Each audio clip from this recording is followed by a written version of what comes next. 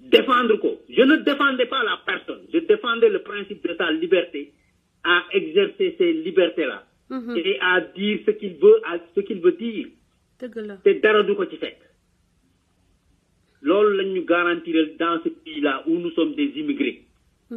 Fii nii man mii lu ma bëgg a wax Donald Trump ak ñi mu àndal mën naa leen ko wax te dara du ma ci fekk. dëgg la. te dëkk réewu jaamur laa nekk. dëgg la. Assane Diouf ñu ni ko yow mënoo wax loolu ci sa biir réew. bilaay loolu ñàkk lu maanaam lu doy waar la. Anyway, je te félicite encore ma petite sœur.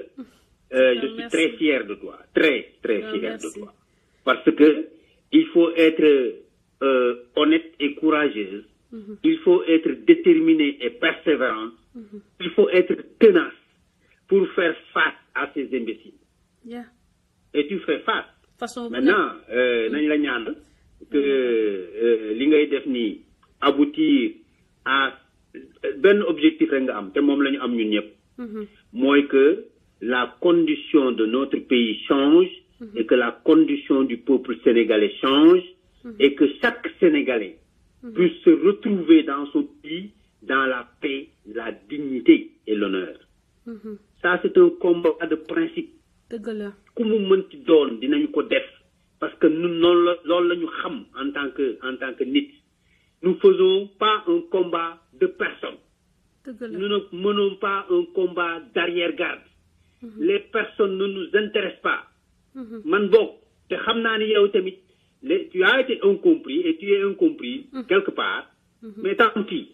L'essentiel c'est d'être assidu et persévérant, c'est d'être régulier et tenace, c'est de rester là à défendre les intérêts du peuple sénégalais, point barre.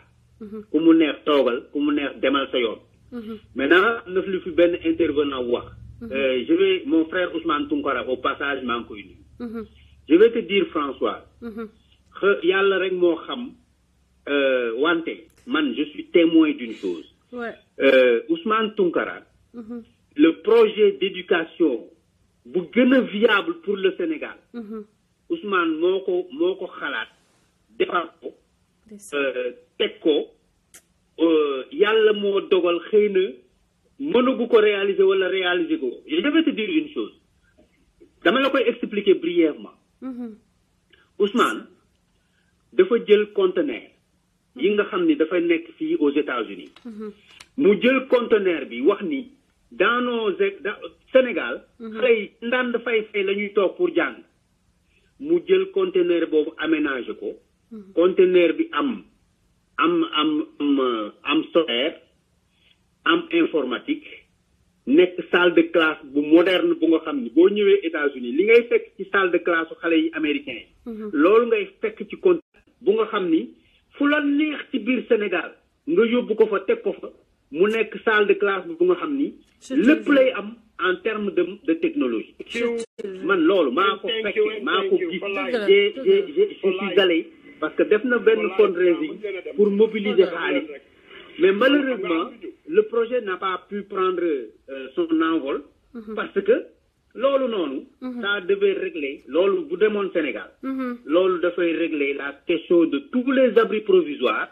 waxuma la sax la question de tous les abris provisoires mais dafay régler la question de la modernisation de l'école sénégalaise. C'est extraordinaire comme les bons esprits se rencontrent, c'est extraordinaire comme les voyages forment les citoyens.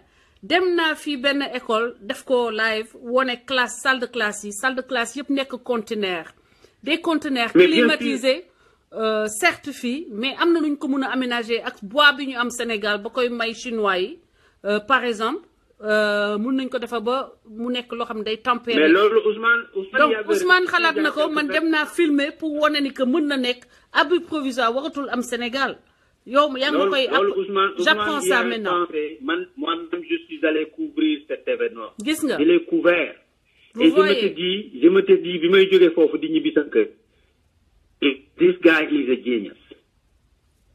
And he can do something for the country. Malheureusement xëy na peut-être bu ñu dàqee ñi dana mën a continuer projet bi. Inch'Allah. Parce que c'est un projet qui me tient. Man je suis un normalien de formation jàngalekat laa. comme yow jàngalekat nga. donc am nañ li xew. dëgg la te grand pour te dire c'est-à-dire que man principe bi taxoon sax ma leen doon woon affaire boobu c'était de rationaliser les dépenses.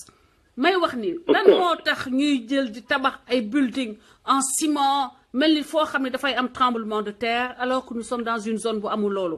Alors on investit des milliards pour tabax ay quelques lycées. Pourquoi ne pas prendre les conteneurs donc à moindre frais dans chaque quartier mu am école.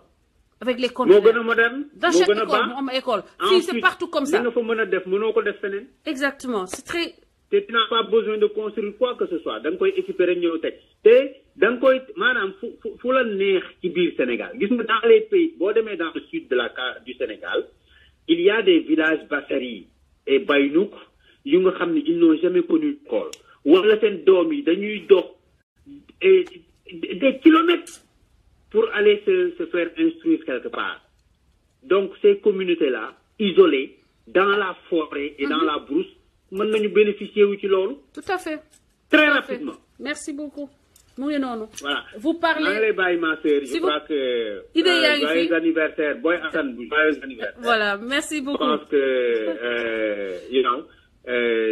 Là pour la petite anecdote chaque fois que ñu tase man moom ay affaire la quoi donc voilà merci François yàlla na gën a jàmm daal si ñibbisi ba ngeen mën a gisee yéen aussi foofu noonu inchallah ok donc yàlla na Assane Diouf libre très vite mën a ñibbi auprès des siens mën a dem gis ñi nga xam ni ñu mel ni grand taxege ñu mel ni man des gens yoo xam ni dañ ko bëgg te yàlla tax voilà di leen woon vidéo bi ko waa ji doon toppee na ngeen déglu leen vidéo bi mooy vidéo bi ko Mame Mor Mbaye doon toppee. xam nga réew moom dafa am nu muy tëddee ak nu muy doxee maam Cheikh fii laay dox.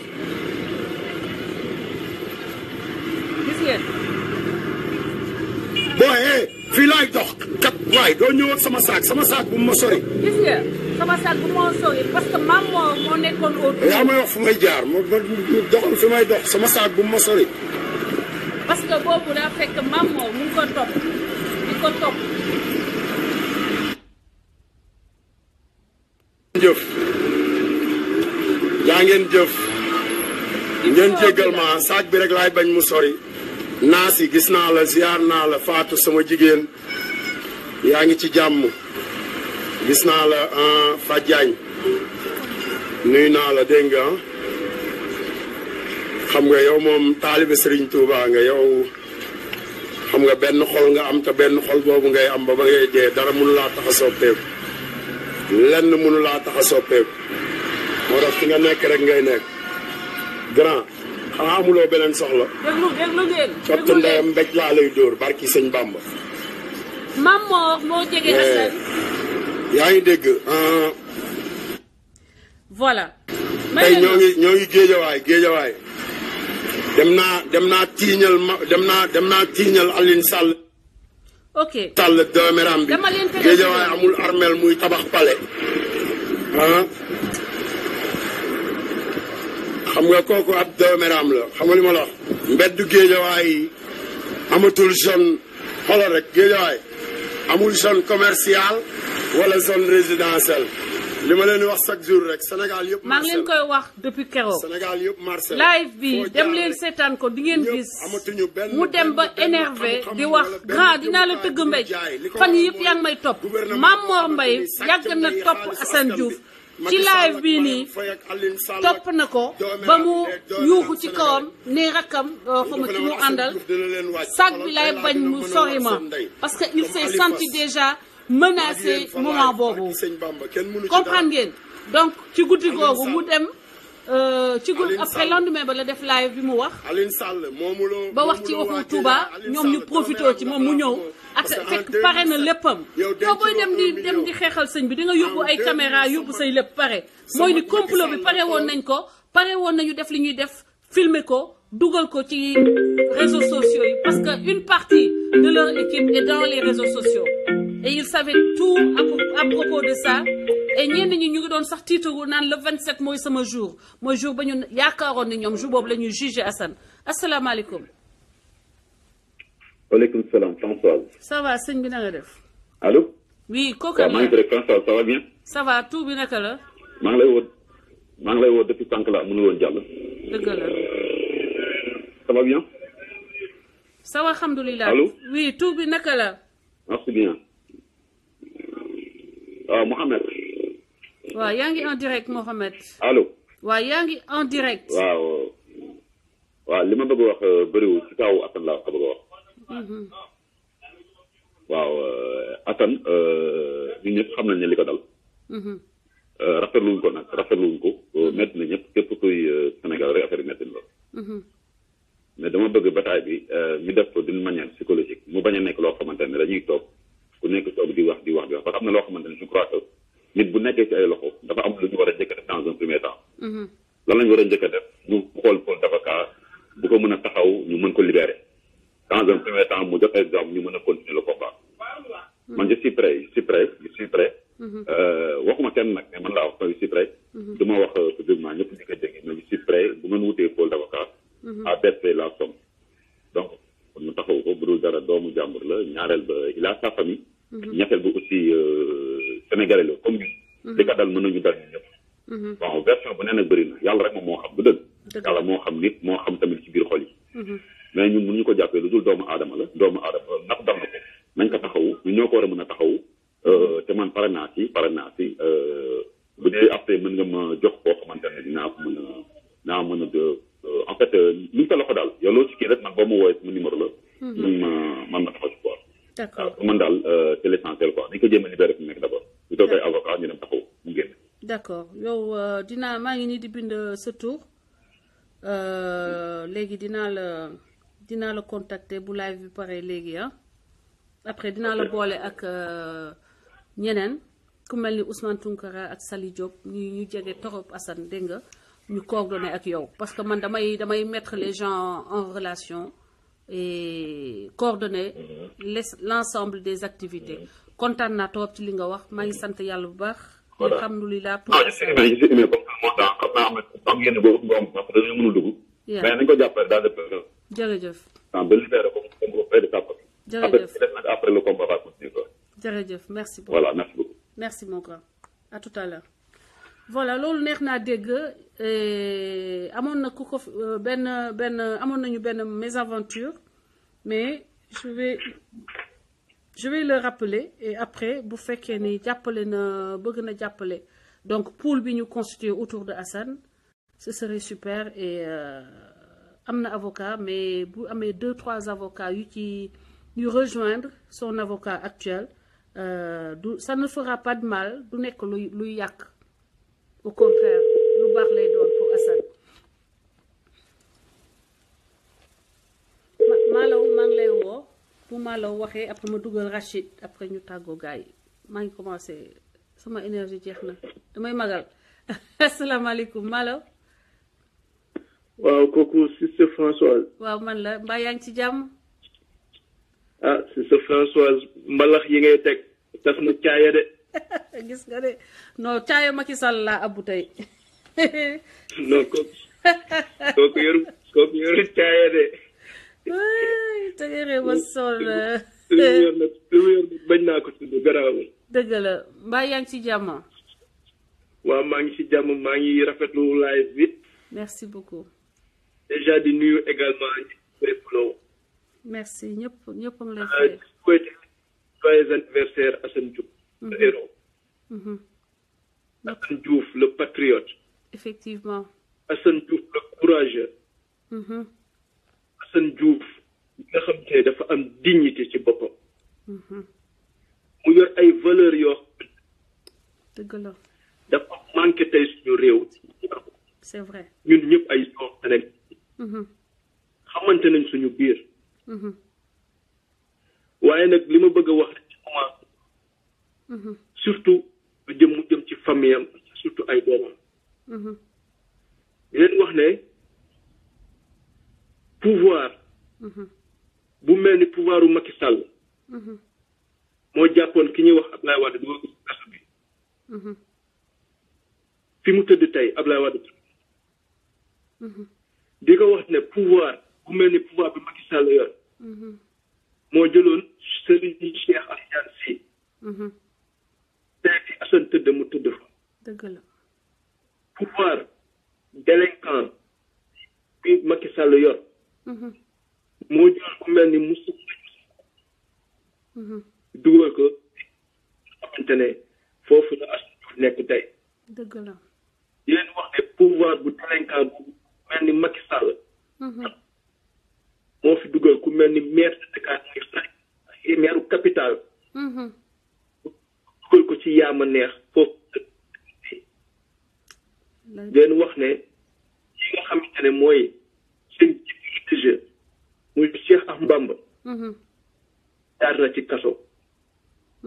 te leen ci jaarul dañu leen tooñ. ñu leen jéem a néewal seen parce que dafa amoon xeex bi yëpp. lenn rek ka taxul mooy taxoon jóg. mooy nu sénégalais ak ci kanam. nañu am fierté ci seen. kon ñaanal nañu ko jàppale ñëpp. te xam ne Diouf mooy seen pap. dëgg la. ne xam ne Diouf mooy seen rakk. Diouf mooy seen mag. ñun Sénégalais jikko dafa yàqu ba. sàcc bi sàcc ay milliards la ñuy génn euro xamante ne day wax pour suñu waay suñu métit wàññi ñu koy suufeel waaye te rëy parce que dafa am sant wala dafa am mbooloo dafay sàcc alal réew mi parce que dafa am tur wala dafa am mbooloo wala famille la ñuy gën a jox respect ki nga xamante ne même situation la ñu bokk même difficulté la ñuy toog di faytal Sénégal li may wax rek tout le temps ci Sénégal dañu bàyyi di trahir dañuy yàgg di jóg ngir seen situation changé. effectivement. bàyyi di trahir. effectivement. ñii nga xamante bàyyi nañ situation boo xamante ne moo leen mënoon dimbale kanam. ñu bokk ak ñoom seen situation ñu koy xeexandoo. effectivement. tey Assane Diouf. am na ñu bëri ñu mu doon dégg. tey déggatu leen.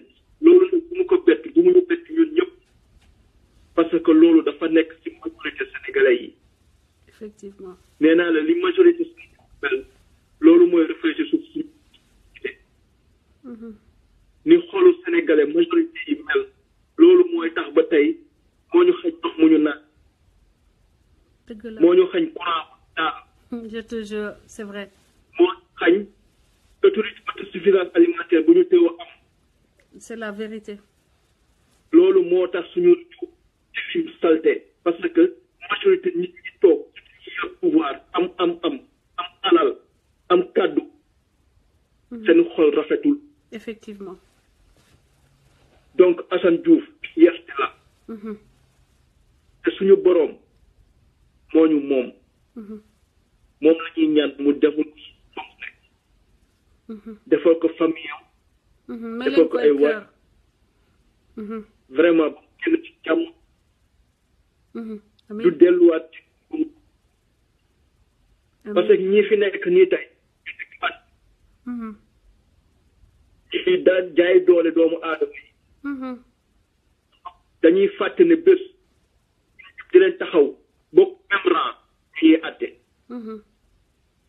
bu boobaa amul ku ñuy àtte parce que xaritu procureur la wala xaritu juge bi la wala xaritu président la boobaa ku ñu moom borom moo ñuy boole ñun ñëpp borom tur bi rajo bi ñun ñëpp ñu bokk naa dañoo gëm yàlla te gëm nañ ne bés boobu dina incha allahu rabbi dëgg la donc bi ñuy xeex ñu koy xeex ci dëgg bés bu ñu yaakaaree ne Assane di ko jéem a naxaral la di jéem a wàññi doole mooy tax mu wàññi ak seen bopp bu ñu jàppee ne ñun ñi nekk fii di ko tegante bët dañuy nax seen bopp tegantew ñu bët mais dañu bokk li nga xamante ne mooy xeex bi dëgg la loolu moo ñu boole du xam-xam moo ñu du xamante moo ñu boole. bëggante moo ñu boole. dëgg la. mais dafa fekk dañu daje fu xamante ne nii mu combat wu valeur combat wu dignité. bépp doomu aadama war a am ci réew. dëgg la. parce que Sénégal réew la moo xamante ne bu baax bépp Sénégalais bu fa yeewoo. sa dund dina jekk. waaye bu bonee bépp Sénégalais bu fay juddoo di fa yeewoo dund dina metti trop. dëgg la. gis nañ ne nag. dëgg la. li ñuy wax tout le temps. Assane Diouf du wax dëgg. Françoise du wax dëgg li fi jëlee. waaye ñoom ñi naan parce que dañuy défendre le président de la République. ñoom bu ñu doon toog di lim li président wax ci du dëgg fii ba suba duñu pare. fii ba suba bu ñu doon lim lan la président wax ci dëgg tey fii ba suba duñu pare. dëgg la. dëgg la. donc bu ñu jàppee ne dañuy défendre le président parce que beneen jiw bu ñu wax ci moom dafay kii wala wax dëgg di tax bopp dañuy seen bopp ba pare. gënoon ñaaw ku toll ni nuyaan ko premier ba ci kanamu député yi di wax lu dul dëgg ci ñaari dëgg la. li ngay wax yëpp bu ko Sénégalais yi ñoo raw chinois yi ñoo raw américain yi. dëgg la. ñoom loolu la ñuy dund ak seen waa ñoom jàpp nañu ñoom li ñuy dund loolu bu ko Sénégalais yëpp doon tey jafe-jafe du am tey ñaxtu du am. donc nañu bàyyi xel ne ñoom dund ni ñu nekkee Sénégalais nekk Sénégalais. dañu gëm ne réew bu nekk dina am ay waaye nekk njiit taxul la ñu gënoo leen jikko gën dara. dëgg la. nekk njiit kese la. dëgg la. te nekk bu la si yàlla natoo amuñu lu ngay jégalu amuñu lu lay baal yow ci njiit yaay baalu ñi nga jiite. yaa war a jóg jégalu. dëgg la.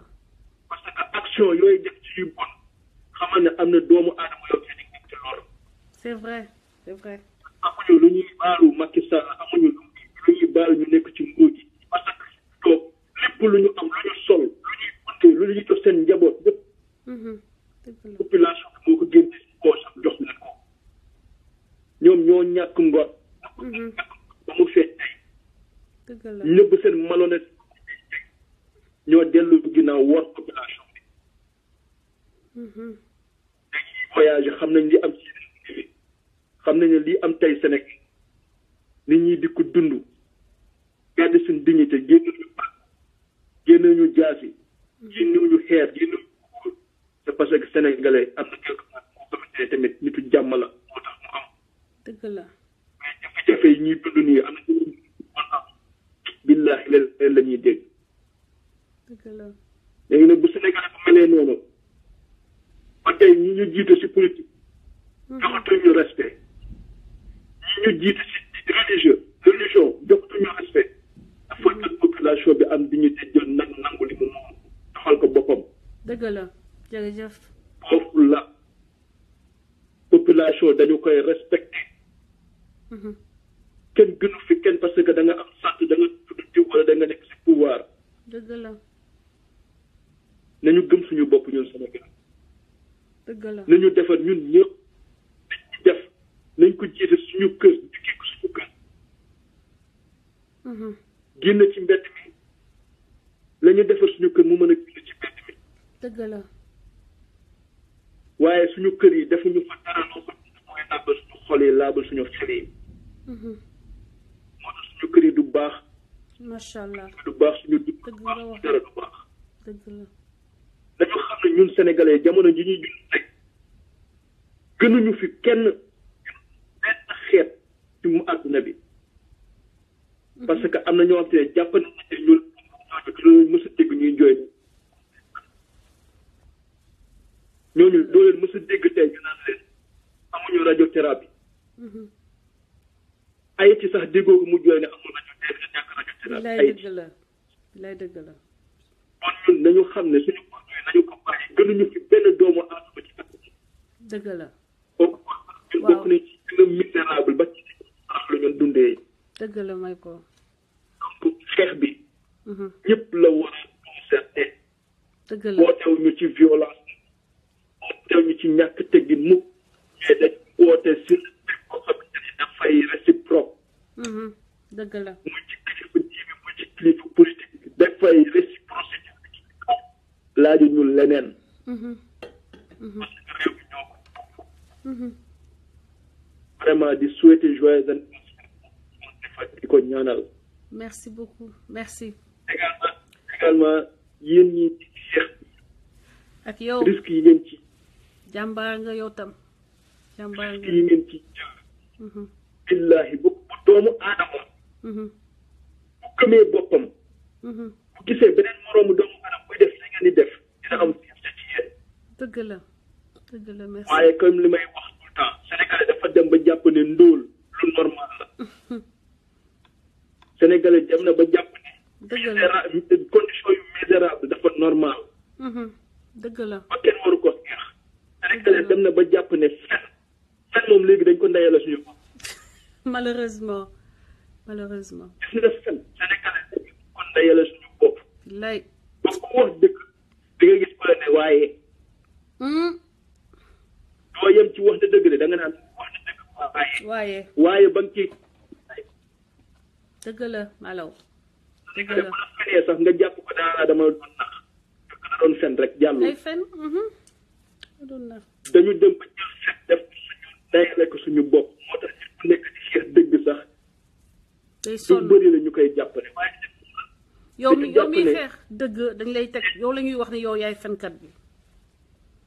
ma ne ñu nëbb fen ñu dénoncé fen ñu nëbb fen yëpp ci jafe-jafe yi ñuy dund.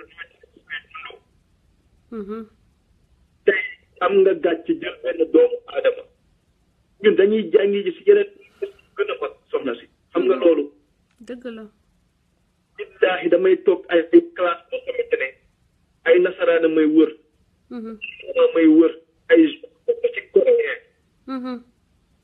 cours boo xamante ne sama prof xeet ñu doon waxtaan ci lii am suñu réew yi. ci côté tourisme. classe bi j'étais le seul Sénégalais ba pare le seul mois. bi ñu yeggee ba ci man avant may jël kàddu rek.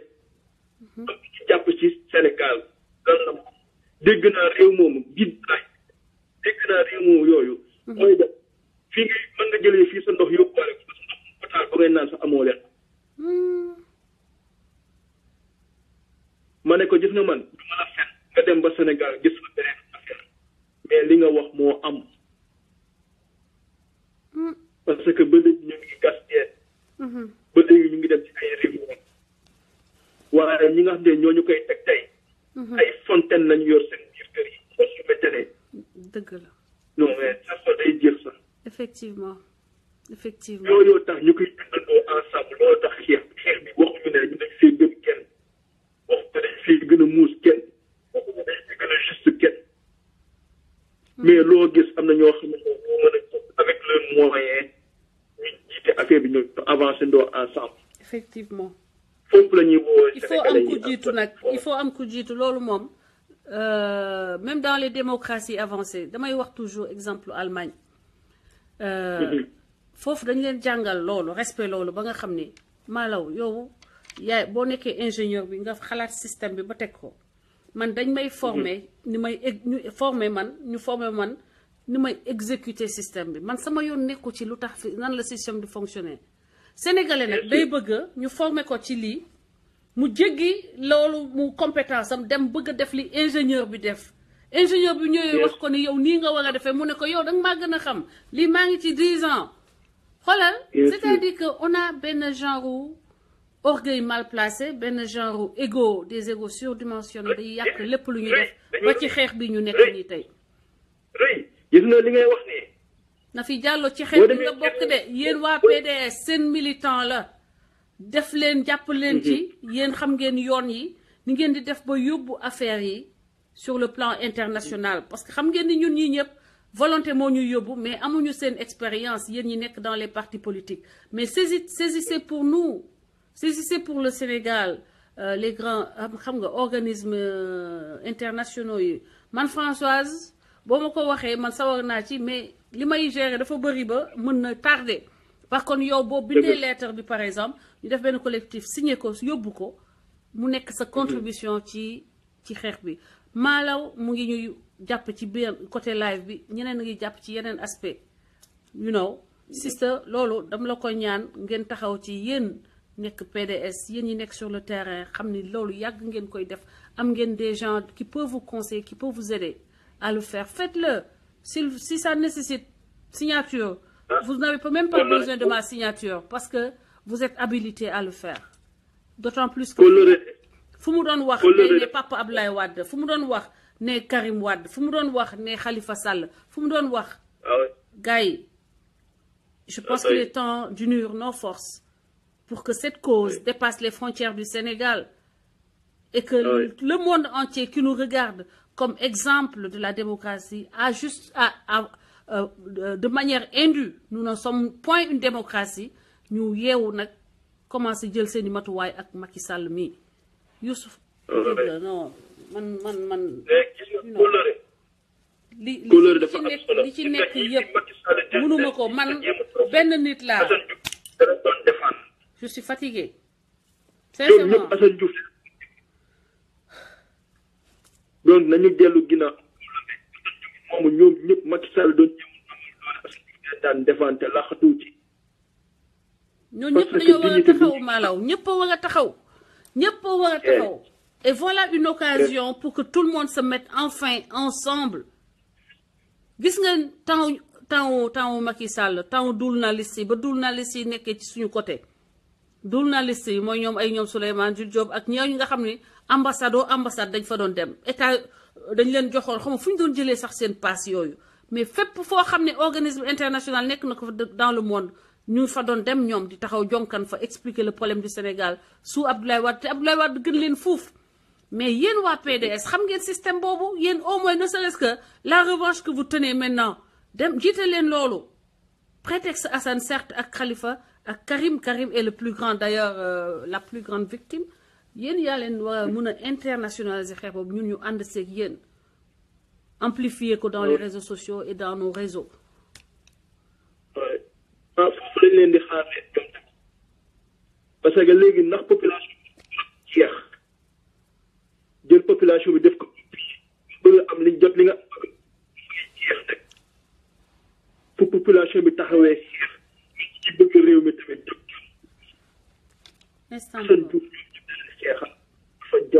dafa jot loolu mooy jot dëgg la vraiment di saluer nag famille am baax a baax di leen masawu si situation yi parce que ni leen méttee ñun tamit noonu la méttee xam nañ ne doomu aadama sax ñu ko teg nii mais ñi nga xamante ne su ma nee la jaay nañ seen am rek yootuñu xolu doomu aadama ba yor xale yu doomu aadama merci beaucoup di la remercier vraiment merci Malaw am na solo comme d'habitude le combat continue ensemble te ni mu jekkee ni mu gën a te ni mu gënee damay jariñ effectivement maa ngi seen gannaaw ni mu jekkee ni mu amee jariñ rek soxlaaw ñu la ñu ñu soxla mooy mu gën a jekkee dëkk may amee jariñ di ko faj légal la ñu def suñu xol légal la ñu def suñu xol ensemble incha allah yaa dañu def macha allah macha allah rafet na Malaw Toubab donc doon intervenir sur ci journée bi nga xam ne tey dañ ko jagleel Assane jagleel ko Assane Diouf muy jour anniversaire am Assane donc ñun ñëpp ñu ngi lay béggee et puis di la ne joyeux anniversaire again et di la wax que fi nga nekk waroo fa nekk c'est une énième injustice de Macky Sall waaye yàlla moo ko ëpp doole di def benn intermède musical balaa ma dellu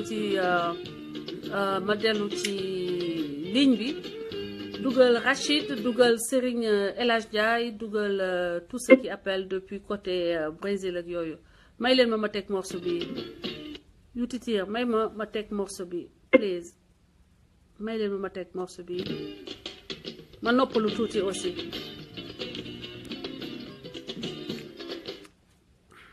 ready pairing successful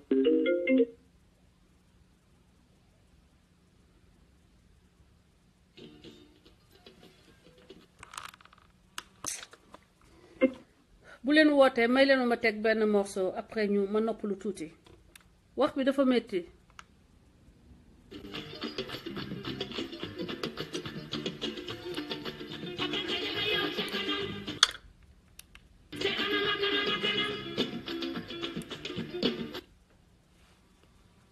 may leen ma tuuti ma teg morceau bi. Ready. Pairing successful. Mon frère yow mi wootee Brésil may ma morceau bi ma teg ko ba pare. après lu ma ñu ko def mooy di souhaiter joyeux anniversaire bi Assane. di ko ñaan yàlla génnee ko si jàmm ak salaam. parce que loo gis lu dëgg moom du yàgg dëgg moom. foo gisee au futur dina feeñ. dëgg la tôt ou tard lépp dina feeñ si kàttanu borom yi. te bu boobaa foog naa ne que y aura des têtes qui vont tomber. parce qu'il ne pense pas à le lendemain xamul ne que ëllëg tamit le lendemain ça pourrait être et puis ça sera dina fi nekk ji incha allah. ils vont tous passer par là. dëgg la kaso nag yombul kenn. heureusement jusqu'à la fin Assane a été généreux et brave. et digne. il a été très voilà il a été comme un vrai guerrier. ba muy dem kaso aussi tuutiwul boppam. bu ko neexoon mu wàññi boppam ñu ne la procureur taxaw na procureur changé nag mais jusqu'au bout la faaj pour Sénégal. donc tey jii je pense que loolu rek jar na félicité quant à beneen affaire bi mooy. man je ne peux pas comprendre gis nga Macky man système bu mu utilisé mooy lu doy waar. mooy Macky il a pris un Souleymane teg ko ci wetam koo xam ne rek moo doon saaga sëriñ. est-ce que comprendre na mu teg ko ci wetam man kooku je me dis que c'est quelque chose boo xam ne benn arme la. Souleymane benn arme la pour wane sëriñ bi ne ko kenn ku fi waxati dara rek jël naa fi kii nga xam ne moom moo leen doon saaga teg ko. xam nga loolu dara gënu ko ñaaw. parce que gëmul yàlla benn. donc c'était ça ñaar Macky mi ngi diviser peuple bi ak affaire u Mara yi parce que Sénégal mosu woon am lii Sénégalais tous les chefs religieux que ça soit les chefs religieux côté chrétien côté musulman dañu respecté woon président di leen respecté woon. il suffit benn baat rek président yi jàkkaarloo ñu respecté seen baat boobu noonu. dëgg la mais tey da ngay gis dañuy xajamal suñu waxu sëriñ ñoom ñooy diviser peuple bi ci biir. de ce fait que peuple yi ak murid yi tijaan yi jékki-jékki di dalante ni il le fait parce que pour diviser pour mieux régner lay def instant bi nii. am na lu mu bëgg. man je me dis que tey jii nii tarixa tijaan bi ma nekk. qu'importe ak lu mu nekk. su ma gisee sama kii nga xam ne à la tête wax na loo xam ne que démb maam Abdou Aziz wala keneen Baye Niass wala beneen boo xam ne nekk nii la ko doon jàllee. damay jël teg fële xool bi nga xam ne moo doon auparavant ma teg ko ci kanam. parce que maam Abdou Aziz danaan toog lépp lu amul lu muy tiit amul lu muy ragal boo may dara lu génn loo xam ne que sëñ si wax na ko lu ñaaw mu génn ci ëtt bi wax ak ñëpp wax leen ñu leer ñu dégg ko sa biir nopp. donc marabu chef religieux yi rôle régulateur li ñuy joué ci biir dëkk bi. ñoom ñoo war a tey nekk ak peuple bi tey parce que tey lépp lu peuple bi di metti ñoom loolu la ñu war a ressentir di ko wax. mais tey on sent que par exemple il y a beaucoup de choses qui ont changé tellement que l'argent est au-dessus de tout ba nga xam ne rek am na yoo xam ne dañuy faxasal te jaru ko. man de dama ne sama gannaaw laa nekk di xool ba léegi. ñii nga xam ne sëñ si ñi nga xam ne ay ñoom sëñ Saliou ay ñoom maam Abdou Aziz rek ñu njëkk yi bàyyi ñu fekk affaire yi man si ñooñu laay profil boobu laay jël. di yenn seen kàddu parce que gis nga dëgg comme ko waxee amul yaay amul baay. loolu la yaay wax dëgg amul yaay amul baay. boo ko waree wax même buñ la doon rey nga dee sax ku ne waxoo. merci donc man je me dis que loolu mooy te maa ngi leen si ñaan ñoom si seen bopp jàmm sëriñ yi. ñu jug si loolu parce que xam nañu que instant bi am na effet. am na effet donc foog ñu jug si. secondo beneen affaire bu may mujjee wax. mooy ni ko à propos de nos opposants les opposants ils doivent réagir et tant qu'ils réagissent aussi. d'une manière catégorique. c'est-à-dire ñu teg carte sur table parce que instant nii bu ñuy diviser bu ñu yàqoo rek. ennemi bi dina am fu mu yow. alors qu'il faut éviter ça. Moi, je veux dire qu'ils doivent être uniques. Même avec le cas de Hassan, ils doivent se soulever. Parce que Hassan est une nid là, c'est un résistant. Il faut le défendre en plus. Défendre, pourquoi pas gagner des règles pour l'homme. Mais là, il faut que nous grave saga. Merci. Ay ñom lo fi saga nañ fi ay ñeneen ñu gëna saga ay mais lam mo gëna graw na Macky Sall di tuté suñu sëriñ lolu ko gëna graw. Alors, il a suffi, par exemple, pour préparer, parce que tu ne peux pas le toucher directement, tu ne peux pas le peuple, tu ne peux pas le pour dire que Daniel, est-ce que vous comprenez? Pour mettre dans le pour dire que Faté. mais il se trompe parce que instant bi il est en train de créer des sessions de du jeex. dëgg la le procureur moom xam naa ne que moom daanoon na parce que am na benn jour ba muy toog foog naa naan comme quoi que ni que képp ku mu déggati muy saaga leex lii il aura affaire ak ñun mais tey nag gars yi gën a raw. instant yi bu ko yow di ko wax xam naa tuuti la bopp instant fu nekk mi ngi koy dégg. dëgg la. donc je me dis qu'ils sont tellement minimes léegi dañu ndaw dañu ridicule. merci beaucoup waaw dañu ridicule te on a besoin benn instant des gens des députés ak yoo xam ne ko comme par exemple Sonko da ngay ñeme dëgër fit am looy wax te doo wax te boo ci waxee bu ci ragal. merci beaucoup merci. waaw donc daal ñu ngi ñaan yàlla sotti lépp ñu ñaan le combat continue. amiin waaw incha allah ñu ñëpp. di la remercier bu baax a baax et puis di la gàcce ngalama surtout. jërëjëf waaw Papa merci beaucoup. merci c'était notre frère Rachid. ok jërëjëf merci beaucoup. ok bye donc ñu yemale waxtaan bi tey je suis fatiguée donc ma tegal أين عاد أين فرعون ومن ملك الأرض وولى وعزل ñooñu ñëpp lañ doon faral di folle dem nañu tey la bi nañu nii dégg na président ci mu nekk ana mu tey ay na huwal ana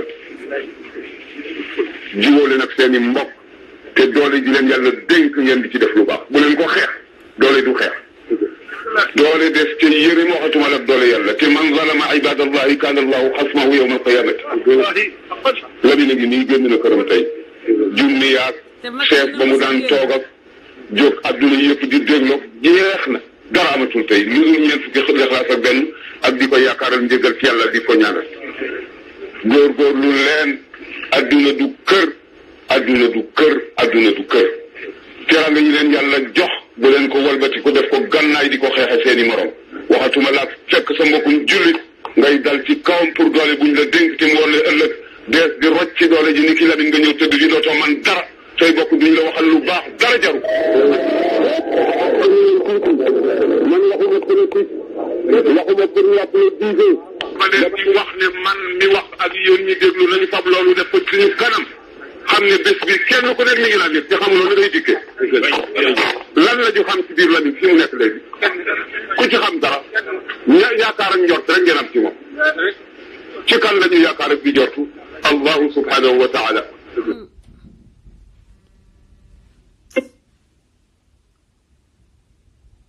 ne lépp dara dem sa def bu leen woote live bi jeex na damay teg waxu